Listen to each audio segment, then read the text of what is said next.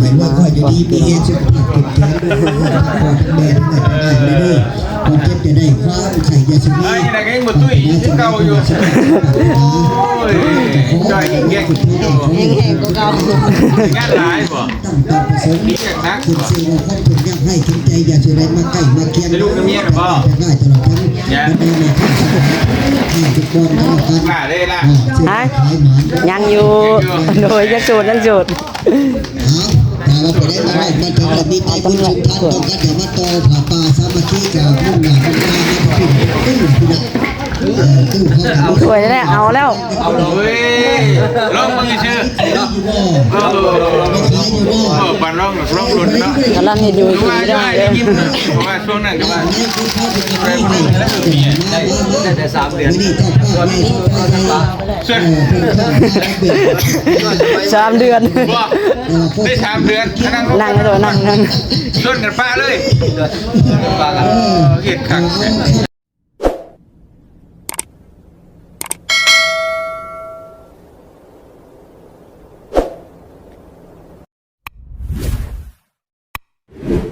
ตามโลกเนาะมันเป็นข้อชกเป็นว่าตามด่าซื่อเป็นว่าเนาะอันนี้มันโชคดีปรับปลาสามัคคีเนาะมันธรรมดาได้เนาะขอให้เช่นเด้อเพื่อเราปลอดภัยกับมาตามบัตรตามมือปรับปลาสามัคคีของเสียพวกแก้วเนาะเป็นวันเนาะอยากเติบโตเป็นวันเนาะได้เรียบร้อยบ่เป็นอย่างเนาะโคชกปั้นเท่าไหร่เนาะให้โคชกดังนี่ว่านี่หัวหน้าโรดเป็นได้มากได้คือว่าเห็นได้เห็นกระพงผมว่าตั้งใจว่าน้องๆแล้วประเทศก็สาเหตุที่เห็นนี่ก็บอกในครอบครัวของว่าเห็นกล้องคิดจะเป็นจะได้น้องตัวน้องเจ็บจะได้อันไอเจ็บจะได้เห็นปากเจ็บจะจะไม่ได้เจ็บไปไข่เลยขึ้นไปเลยจะนั้นน้องดาวมาในน้องดาวมันจะเป็นอะไรกันวิบัติวิทย์นะน้องดาวนี่ก็คือลูกชายคนหนึ่งครับเดียวแต่เจ็บไปไข่ตลอดวันนี้ก็ไปใส่สโลมเป็นได้ไหนเนาะแต่ว่าคิดว่าหินนี่ต้องมีเกิดบุญเกิดขึ้นเกี่ยววิทย์วางไปอันนี้จะตั้งใจเฮ็ดเองติโดยตั้งใจกับพ่อมยาคูกับเสนอยาคูว่าเฮ็ดเลยสิหัวมือน้ำบ้านของหัวมือน้ำอยากให้ประตูคงแล้วแน่คนว่าจิตใจแต่อยากให้ประตูคงแล้วเขาไปปัดมันใหญ่ให้ประตูคงแล้วการรายได้จากการเป็นมุสนาน้ำเนาะพี่น้องเลยอันเพื่อนชั้นเพื่อนไผ่เนี่ยใช่เพื่อนเจ้าลังเลยป้ามาป่าเลยบนเตียงมาจะก่อนเลยเป็นป่าเป็นมีแต่ป่าพี่น้องเลยมาเพื่อนทองลังเพื่อนน้องหลักอันนี้เธอท่องน้องหลักใช่เพื่อนเจ้าหรือใช่เพื่อนเจ้าบ่มีเรื่องลูกเลยโอ้ก็ว่าเฮ็ดป้าอยู่เพื่อนเจ้าเลยเว้ยหาอยู่เพื่อนไปมิดช่อยม่อยข่าวโอ้โหตายแล้วบาดนี้เพื่อนน้องจ้อยนี่อันนี้เพื่อนน้องจ้อยเพื่อนคนนั้นเลยนั่นคือดาวอันนี้ก็น้องไม้เพื่อนสั่งพุทธพอห่างมาเสน่ห์ได้เป็นสั่งโคแล้วบ่โดยเฮ้ยเพื่อนช่างบ่น่ะเป็นสั่งพุทธได้ทำข่าวนี้จากผู้ใหญ่คือกันกันเลยโอ้ยเนาะสาธุนำได้เดือนได้ซานเบิดแล้วเดี๋ยวแต่ข่อยได้เจียงบ่ได้เงินอันนี้แห้งคือคักว่าหนูเอานี่ว่ายังบ่ได้เฮือนเพิ่นว่าก็เป็นไม่ได้เฮือนลูกเราก็เฮือนลูกทั้งเฮือนเราหลายพูดแล้วเรื่องเช็คลังเลยลังยาแล้วนี่นะโอ้ยเนาะเอาสาธุบุญนำได้เด้อโดยนี่แหละซองกันเด้อก็เป็นดีละเองบัดนี้เป็นสิโตนสัตว์นี้ท่านน่ะมาขอให้ได้ทุกคนเนาะตั้งความมั่นปรารถนาเป็นทาน10ขอให้เจ้าได้ห้อยทานห้อยขอให้ได้7แสนเป็นมือให้แก้วคือโสดต้นหาดขอให้ผ่านมาได้บ่ให้เบียดแนวกินจะไล่บ่ให้ใกล้ตัวบ่าวเด้อสาธุให้ครอบครัวกันให้อยู่ดีมีแห้งบัดนี้เนาะญาติลูกค้าก็ให้ดีให้เศร้าให้หายซะพี่น้องโอ้จนได้บุญได้ชิน คือว่าอะไรตะกี้มันเป็นป่านี่เนาะ เป็นป่า ป่านะพี่น้อง มีแต่ป่าแล้วโว้ยปกสำโชคเนาะ มีเสือบ่ตะกี้มีได้เสือเนาะ มีแล้วเสือแมว เสือนี่บางตัวพ่อก็มีเสืออะไรแต่มีเสือมีซา ตอนนี้ก็ยังเป็นป่าอยู่ข้างหลังเราตั้งของบุญ งานป้ามีนี่น่ะนอนบน มีป่า แต่เขามาบ่ได้บ่ทำจิตบ่แกนบ่ยังมาได้ ทิศมาแล้วก็ยังอยู่ เพิ่นเอาช่องให้ก็เห็นมันจะโจดอกยายไปจัก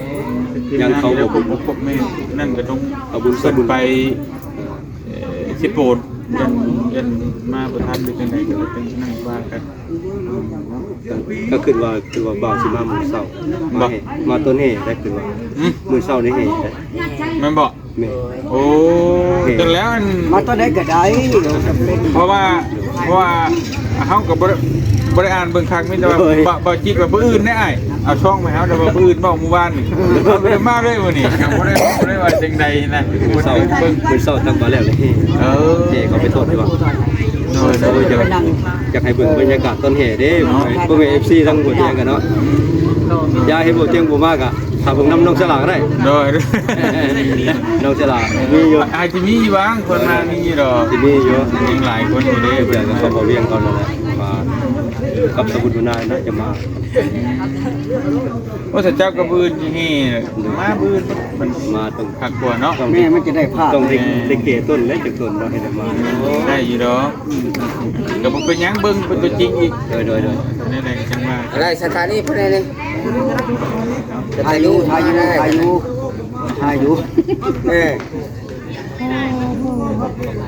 สารตาเนาะการอยู่นี่แหละขักตรงไหนตรงหน้า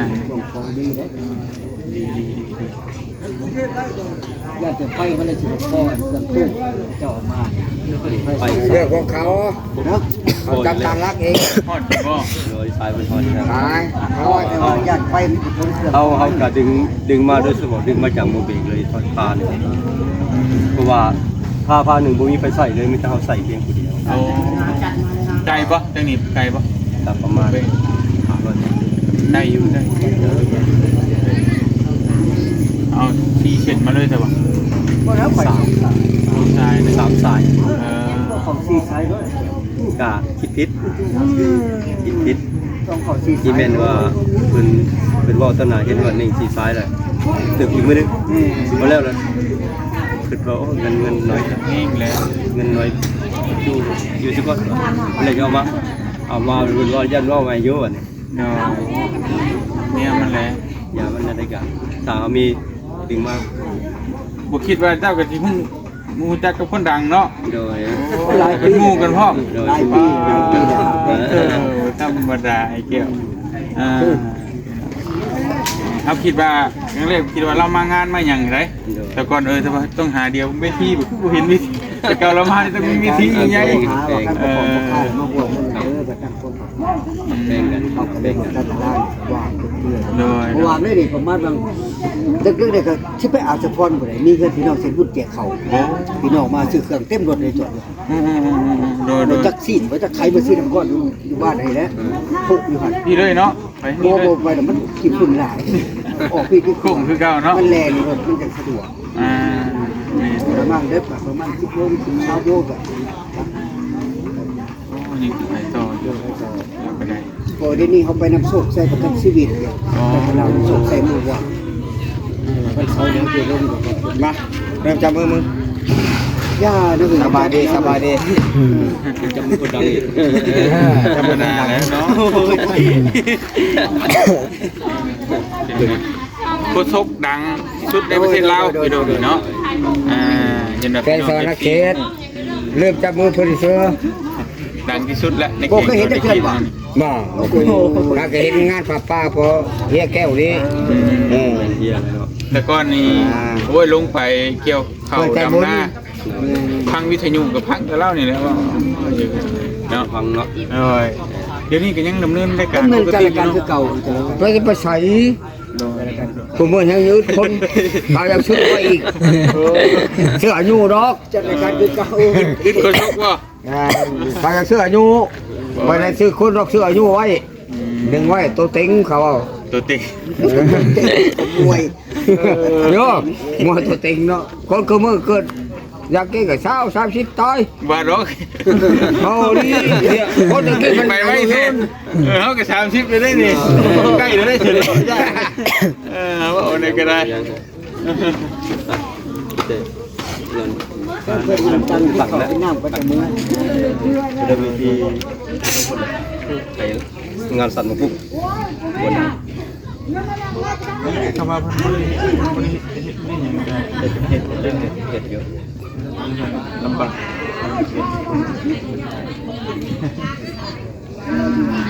ดูมีแรงจะนำวันนี้ดี โดนไปนั่งน้ำนิดหน่อยป่ะ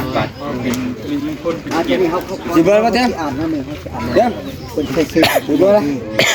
เนาะเด้อ โอเคโอเคโอเค มากินข้าวบ่ เอาเชิญเชิญเจ้าเลยนั่งกันขาดกันขาด เอาเปิดได้เพลงเลยจับป้าจำที่นะ ก็เปิดได้ละ เปิดไม้ได้เปิดไม้ได้ เดี๋ยวก็เปิดพลิกกันอย่างเปิดไม่พอ บ่ต้องเอาแห้งก็ได้เด้อเอาค่อยๆก็ได้บ่ต้องเอาแห้งเอาสีดำๆไม่พอได้ก็ได้บ่ต้องใส่บัตรแห้งโดย เบาเสียงทุ่มเสียงแหลม เอาคำเติบแรงเติบก็ได้เด้อพี่น้องป้องปลายบ้านไก่สำเร็จภารกิจอยู่ทางเงินทางซานกันลงมาพี่ละใดบาทนี่ได้ กินกันไปคนเฮ็ดนะ แต่ว่าน่าเสียดายแต่ว่าตู้เขานี่ล่ะมันดังบ่ฮอดใส่ล่ะมันดังแต่อยู่ในขอบเขตเพื่อนเขานี่ล่ะดังสุดไหนก็ดังสักนั้นโดยแต่ถือว่าวันนี้ได้มีโอกาสเวลา พี่ใช่เฮ้บ่เป็นไผรับบ่ ต่อยอดป่าสามัคคี ทางอยู่กำลัง เมื่อกี้นี่ก็มีทั้งทานเงินท้องพร้อมด้วยคณะพร้อมด้วยครอบครัวกับมาฮอดมาถึงกันละ บ่ คนที่เป็นมาจากมานะอื่นผู้ใด ต้องจุดสั้นพี่น้องเลย ได้กับมือน่ะเขาที่กับมือนี่น่ะมืออื่นเป็นมือเฮ บ่ได้บ่จะโดน มือเฮนี่เป็นมาฮอด ผู้แหละทางพ่อเชิญเพิ่นไปนั่งอยู่ตรงนั้นแหละ คนทุกประเทศได้มาต่อยอดป่าสามัคคีนับเจ้าภาพเป็นไปเป็น เนาะ สกุลเงินไทยกับ500 บาทถ้าเป็นเงินเฮาในกาโย300,000ผู้ใดคือสิว่าไม่นำนอก300,000ปลายอยู่แล้วเพราะว่า1,000นี่ก็600,000กอบส่วนปัจจุปัจจัยได้มาต่อยอดผ่าป่ากับของหันหลังไปด้วยก็อยู่ดีมีเองสุขภาพเข้มแข็งด้วยพอแม่ทั้งหลายไม่ได้คนเจ็บจะได้ความไข่ยาสมี ไอ้ไหนก็ยังบ่ตุ้ยยังเก่าอยู่โอ้ยจอยเงี้ย แห้งๆก็เก่าง านหลายบ่ ตั้งตามประสงค์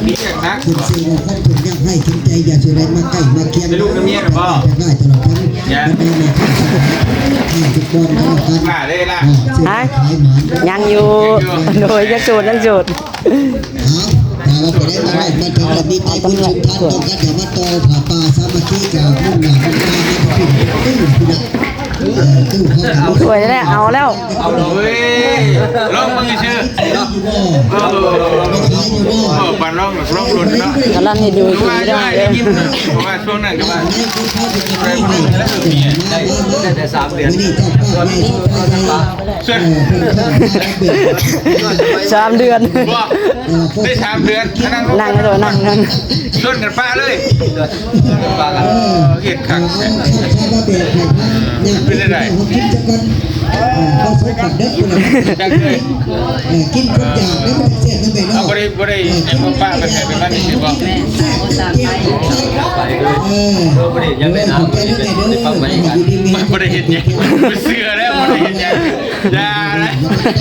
รู้บ่บ่ได้กล้าสาบานว่าบ่ได้เห็นหยัง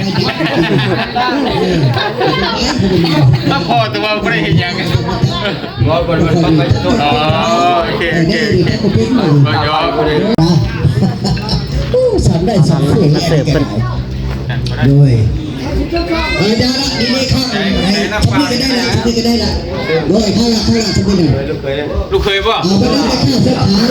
เป็นได้กินข้าวกินปลาเนี่ยมาทางพี่มากินข้าวน้ำเจ้าภาพเป็นกันได้มาช่วยกันมาแบ่งกันมาโดยเรื่องน้ำเรื่องใดก่อนมาขาดเคิร์ดอะไรก่อนมาเจ้าภาพเป็นต้นหักกันดูดอกเอาเลยนิดหน่อยกินน้ำตาซ้ำหักได้อยู่ อันนี้เป็นงานบุญ ลุงเด้อนิดหน่อยเอากันไป กิน เนี่ย ของกินปลาเยอะห้อยแข็งคนนอกเลยครับ อยากร้องเลย3 เดือนป้าเอาไว้สินี่แหละ บนังก็ได้หรอกบนังก็ได้หรอกห้องบนังก็ได้กินของที่ส่วนที่สิบบาทด้วยกินของ เอาแต่นั่นแล้วบางทีก็นั่งกินน้ำโอ้ล้มน้ำไอ้แก้วนิดๆจังหน่อยจะกลับดอกบัวทั้งไอ้เพื่อนก็เห็นปลาลุงก็ทอดวันเองเนาะวันจะกองเองเนาะ ตัวมีใครได้ เอาอันเดียว ผู้โต๊ะทั้งผู้โต๊ะทั้งคนไป หวานเนอ ไปทางเดียวกันเลยก็ได้ ซกก่อนตัวมีหมักสลีหวานมีหมักโมหวาน ฮะ โดยจับกล้อง ให้การโลดตาม เอาจ้ะ หันขาย อันนี้ก็ได้จับเยอะ ร้านบุญป่าป่าไม่ได้มีห้างค้าห้างขายขึ้นมา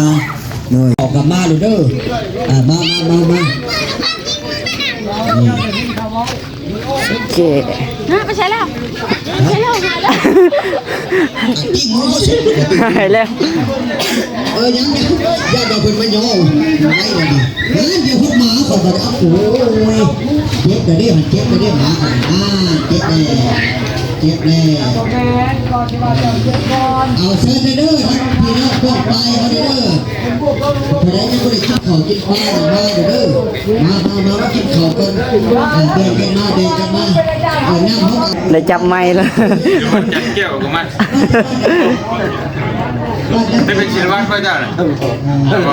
แล้วก็ไปคิดว่าอย่างนั้นนี่พระเข้ามาแล้ว โดย เมเปสะบ้านนักเก่งคนนี้ปัจจุปัจจัยมาต่อยอดปลาสามัคคี40 ปัจจุบัน ครับยังปวดหิวมัน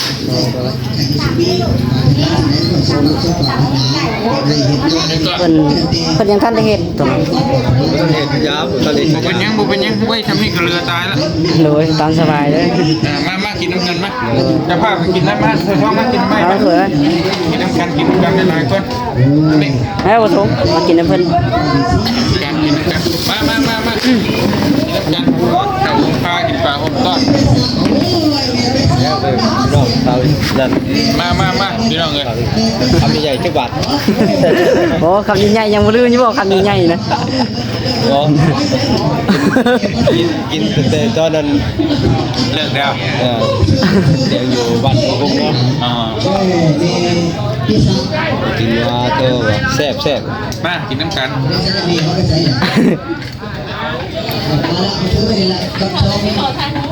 ฮะ กินข้าวแล้วอย่าขออะไรฮู้ ไป10,000เด้